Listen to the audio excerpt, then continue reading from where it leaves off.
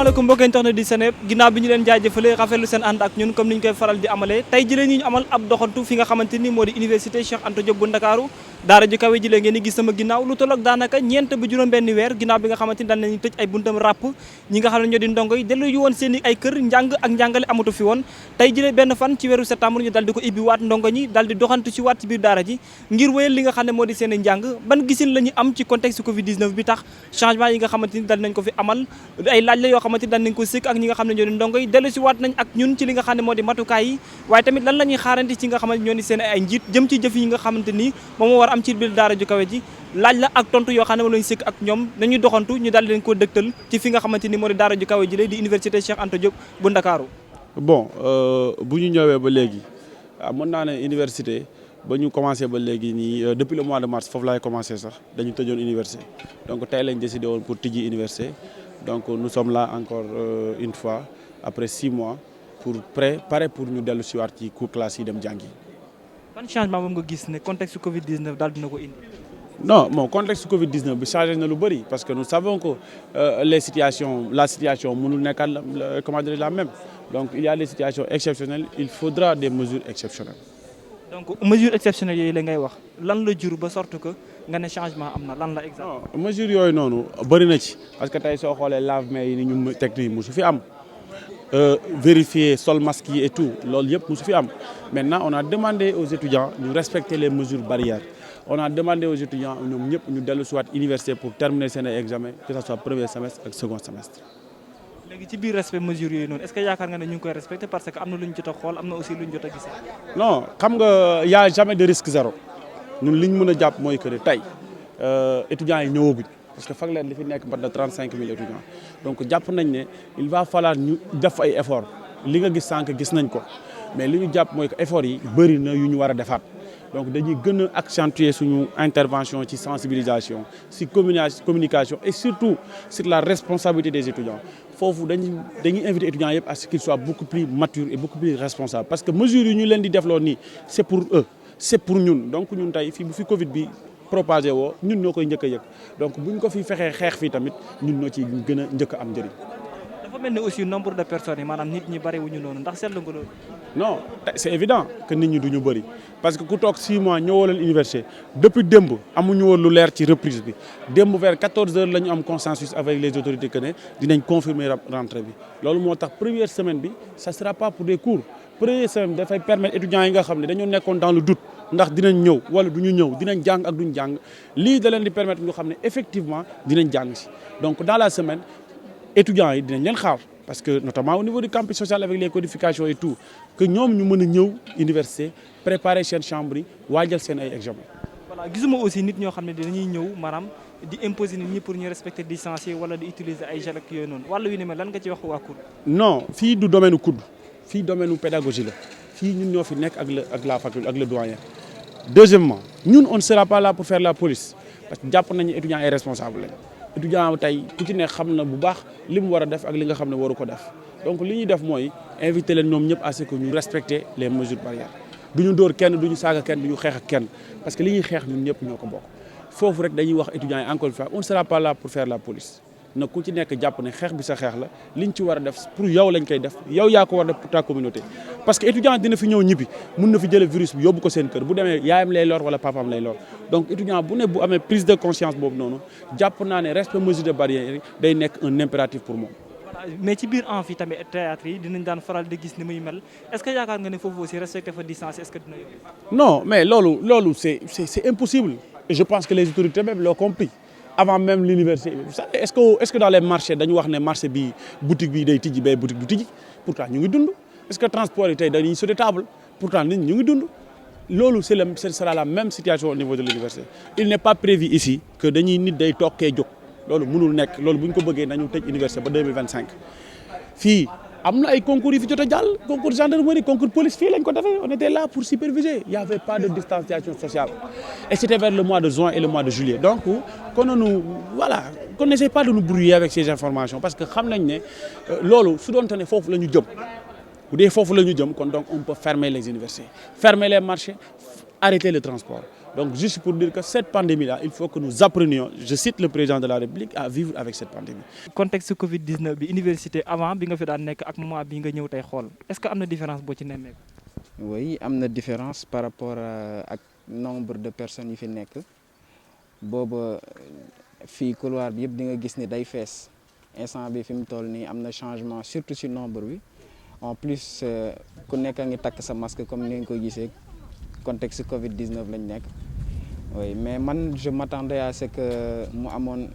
par exemple ay nit yuy faire respecter gestes barrières yi par exemple ñuy joxe ay gel hydroalcoolique affaire yooyu mais.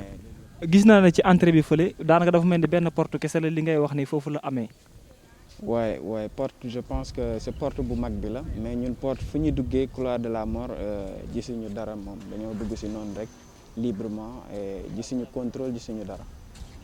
léegi lan ngay wax yeneen étudiants yi ak ñi nga xamante ni ñoo yor aussi direction bi ci wàllu woowu comme requête bi nga wax. ñan laay wax na comme li ngay wax yeneen étudiants yi par rapport ak contexte Covid 19 bi quoi. par rapport ak contexte bi moom ku nekk na aar boppam rek ku nekk na aar boppam fi mu toll nii comme que gisuñu fi ñan ñooy ñëw di ñu forcer sol masque ak yooyu je pense que ku nekk war nga mën a aar sa bopp ñun ñëpp on est instruit et tout voilà ay exemple la ñu war a doon si ñu gën a ndaw ñi quoi. constaté naa que nombre bi déjà ci biir fac bi wàññeeku na jël nañ aussi les mesures ndax tëj nañ buntu yi lépp fi mu ne nii moom accès ci biir campus social bi c'est quasiment interdit à moins que nga jaar ci couloir de la mort pour ñëw biir fac lettres loolu aussi njëkk naa koo constaté ak l'ensemble des facultés aussi c'est un constat que j'ai fait.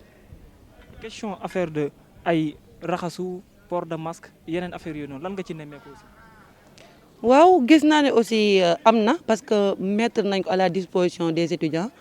à commencer bi bay dugg yëpp ay robinet la raxasu yeeg gel yeeg masque yëpp teg nañ ko ba ci biir faculté yi aussi masque yaa ngi fi gel yaa ngi fi yëpp a ngi fi foog naa daal que université bi pare na daal pour xeex contexte corona bi ak ouverture bu bees bi et tout. yéen ñi nga xam ne yéen a ndongo aussi ndax pare ngeen pour loolu maanaam pour respecter distance yi wala di sol ay masque ak di raxasu tout le temps. comme lépp moom pour suñu wërgu yaram la et tout te pare ñun daal sincèrement pare nañ pour respecter la distanciation les masques et tout parce que comme ñun ñooy ñëw fii di demaat te étant donné que suñu famille aussi ñun lañ gën a tiit daal foog naa li gën a war mooy ñu respecter ko rek te pare nañ bu baax pour respecter liñ teg les mesures prises aussi pare nañ pour respecter. Au début c'est vrai gars yi gënoon nañu bëri mais actuellement ni moom dañoo xaw a wàññeeku. te man maa ngi fii soog a ñëw tey sax depuis corona commencé ba tey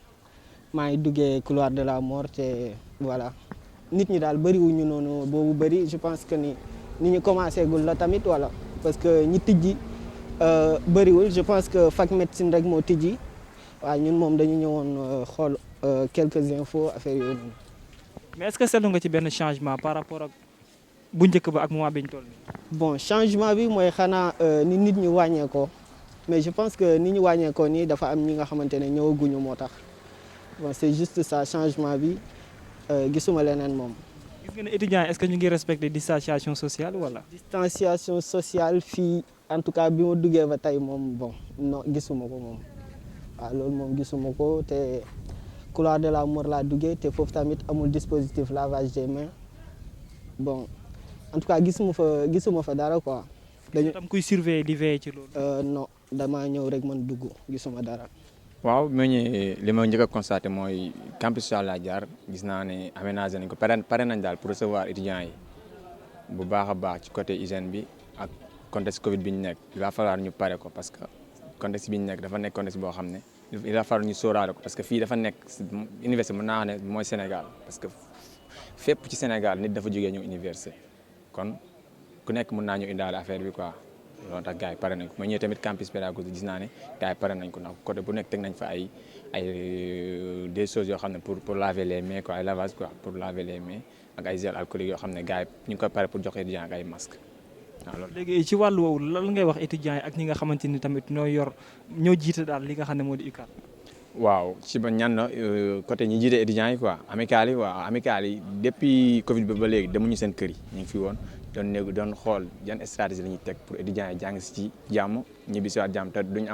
maanaam cas yi duñ bëgg ñu am bu ñu enregistré benn cas fi au niveau de l'ICAD ñoom moom noppaluwuñ travail ñëpp ñu ngi koy félicité liggéey bu rafet lañ ci liggéey parce que ñëpp dem nañ seen kër yi toog di noppalu yoon moom ñu ngi fi woon même temps couvre-feu yi ñu ngi fi woon chaque jour réunion agsi nañ ci ak niveau boo xam ne ñi ngi war a reprendre ñoom waxtaan nañ ak administration trouvé nañ ay solution pour étudiants yi ñëw léegi nag étudiants yi tamit bu ñu ñëwee nañ respecté mesures yi nga xam ne moom la leen seen délégué yi wax ak seen ñi nga xam ne ñoo leen représenté au niveau des amicales quoi mooy délégué. tey jot nga ñëwaale am na étudiants yoo xam ne ñëw nga est-ce que nemmeeku nañu ne respecté nañu digle yooyu. waaw parce que booy dugg ci buntu ba da ngay takk masque ñu xool si température nga laver les mains avant nga dugg ci campus social bi fii tamit bu ñu ñëwee gars yi dañoo takk seen masque jusque bu ñu ñëwee nekk en groupe di waxtaan dañuy tekk masque yi juste pour souffler rek mais dañuy respecter distanciation yi tamit. comme ni ngeen ko gisee rek parce que instant nii moom yaakaar naa gis-gis bi c'est général toog nañ lu mot juróom benn weer yoo xam ne ñëwuñu xëy na nag dem nañ tamit boo xam ne war nañu mën a sauver année bi te lu war a nekk la sax ci lañ toog ak autorité administrative yi ak les représentants d'étudiants ñu waxtaan yu yaatu sax bu am consensus ne daal premier cycle bi mën nañu ñëw jàng si mais ci ñu respecter mesures barrières yi waaw bien avant ça samp nañ fi benn commission d'hygiène et de sécurité instant yi nii mën naa ne ñoom bagages yi dem la ñëw masques yi il y a 60 000 masques qui ont été offerts par le ministère de la santé am na ay gel tamit bagages hygiéniques yu bëri daal pour contrer pandémie bi daal waaw en part ça aussi ñooy préparer samedi bii di ñëw ak dimanche ñooy préparer des journées de désinfection des amphis defoon nañ ko sax ba pare mais dañ ci bëgg a jaaraat ak ay setal journée de désherbage et tout après nag sensibilisation tamit parce que fii am na ay comité yoo xam ne nii ñooy saytu mbir yu demee noonu waaw instant yi nii ñoo ngi en place di xaar arrivée étudiants yi waaw. instant bi ñu toll nii mën nañu wax ne matukaay yëpp daal kon jël nañ ko ba noppi. waaw fi mu ne moom wax dëgg alhamdulilah moom côté motuwaay moom taxaw nañ te motuwaay tamit moom mën naa ne lépp am na te tamit lu ñu yaakaar ne dina manqué dinañ ko suggérer ministère de la santé ñu fexee jot ci loolu noonu pour mën a contrer la propagation de la pandémie daal. lan ngay wax sa mbokku étudiants yi ci wàllum port masque yeeg raxasu beeg ak distance. waa côté yooyu noonu nag xanaa yokk di leen sensibiliser rek comme niñ koy defee à chaque fois yokk di leen sensibiliser ñu respecter mesures barrières yi sol masque yi distanciation sociale respecter lépp daal waaw parce que la santé avant tout et rien ne vaut la santé comme on le dit très souvent wér-gu-yaram mooy lépp waaw parce que nit moom ba amul wér-gu-yaram yaakaar naa dina xaw a sooxe ci say mbir kon maa ngi woo étudiants yi suñu mbokk étudiants yëpp ñu respecter mesures barrières yi joxante loxo beeg yooyu noonu ñu wàññi ko respecter masque yi ak yëpp bépp mesure daal boo xam ne mën na contrer maladie bi ñu taxaw ci loolu noonu. comme ñëpp luñ ko gisee parce que actuellement nii dañuy balaa ngay dugg ci porte bi ñoom dañuy ñëw da ngay ñëw ñu bloqué la d'abord ngay naan la yow foo di la laaj ay questions li nga xamante ne daawuloon am yow fan nga jëm ak da ngay dem et après ñu naan la boo ko waxee ñu defal la test avec la thermoflash bi boo paree loolu nga dem raxasu avec le gel aussi il y a du savon aussi à côté kotol la ñu defal la nga dem pomper raxasu c'est des choses yoo xamante ne étudiants yi xamuñu ko woon quoi en quelque sorte donc toujours Covid bi moo koy indi gannaaw dañoo ne mbas maa ngi fii ku ci nekk dafa war a jël ay matuwaay pour cette reprise puisque nous tous savons à l'université bon rassemblement yi moom mënut a ñàkk rassemblement yi étudiants yi ñuy regroupé aussi surtout les retrouvailles ku ci nekk bëgg naa accolade keneen ki après avoir fait plus de 4 mois environ 5 mois vraiment sans se retrouver avec ton camarade bon loolu yëpp dañ ciy aaye dañuy naan waroo rassembler wu waroo def nii yooyu genre yooyu nañu gis ni tey ci au niveau de l'université Cheikh Anta Diop. changement boobu la est-ce que yaakaar nga dina nekk luy wéy parce que fu mu toll nii ndorteel bi la bu ñu demee ba ci kanam ndongo yi dañuy gën a bari est-ce que changement boobu dina mën a wéy. waaw maa ngi ko doon wax sax sama benn xarit quoi ma ne leen ñoom lu ñu wax fii nii lii mënut a wéy lu tax parce que buñ xasee ba dugg seen chambre yi c'est comme si kër yi comme si kër yi dañuy naan da ngay respecter sa mesure barrière non yow boo xasee ba nekk si kër gi yow ak avec tes frères avec tes parents il y aura plus de mesure barrière parce que nit ki moom boo ko naree boo ko jegee nga naan wala bëgg laa nuyu nga ne ko nag bañ kaa jox la ko loolu en fait tu vas te sentir un peu je ne sais pas vexé par rapport à ça quoi moo tax ñun étudiants yi nous savons nous sommes solidaires savoir de vivre en communauté ñun loolu la ñu xam bu ñu xasee ba dugg moom lii moom lu ñu wax fii nii lu ñu bëgg def nii loolu mënut a continuer ça moom ça c'est bon c'est bon de le faire quand même mais je sais très bien que pertinemment que lii mënut a wéy parce que nit ñi moom à chaque fois comme man sànq dama dugg génnaat bu may dugg dama raxasu ñu naan ma raxasu ma génnaat bu may duggaat tamit ils ont fait pareil au finish bon ça tendu quoi en quelque sorte quoi moo tax it lii moom moi je dis personnellement je sais que lii moom mënut a wéy quoi au finish même ñoom saa ñu koy def dañuy sonn dañuy dem toog parce que étudiants yi dañuy def ay va-et-vient dem dugg génnaat ñoom sax dañuy sonn au finish donc day métti trop.